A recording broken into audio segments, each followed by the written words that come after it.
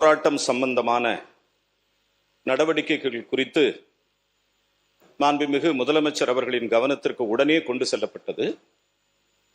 மாநில அளவில் சில நேர்வுகளில் நடைபெறும் போராட்டங்களில் ஒழுங்கு அமைதி பராமரிக்க வேண்டியது குறித்த கடிதம் 17/8/2026 அன்று உயர்கல்வித்துறை மூலம் கல்லூரி இயக்கத்திற்கு அனுப்பப்பட்டது. அதன்படி கல்வி நிறுவனங்களில் மேற்கொள்ள வேண்டிய ஒழுங்கு அமைதி குறித்து 20/8/2026 அறிக்கை அனுப்ப வேண்டிய சூழ்நிலை எழுந்தது.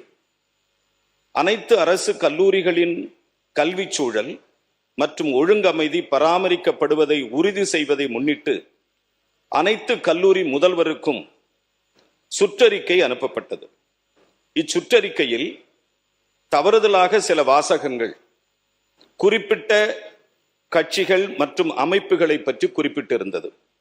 அவ்வாறான வாசகங்கள் இடம்பெற்றிருப்பதை அறிந்த கல்லூரி இயக்குநரகம் உடனடியாக மேற்குறிப்பிட்ட சுற்றறிக்கையினை திரும்ப பெறப்பட்டது. இந்த செயல் எவ்வித உள்நோக்கமுமின்றி முற்றிலும் கல்வி நிறுவனங்களின் ஒழுங்கமைதியை பராமரித்தல் பற்றிய நோக்கத்தின் பார்ப்பட்டது.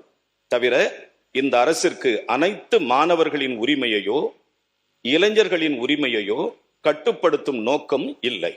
மாணவர்கள் மற்றும் இளைஞர்களின் நியாயமான உரிமைகளை மதிக்கும் அரசாக இவ்வரசு இருக்கிறது என்பதை இந்த அவையிலே தெரிவித்துக் கொள்கிறேன்.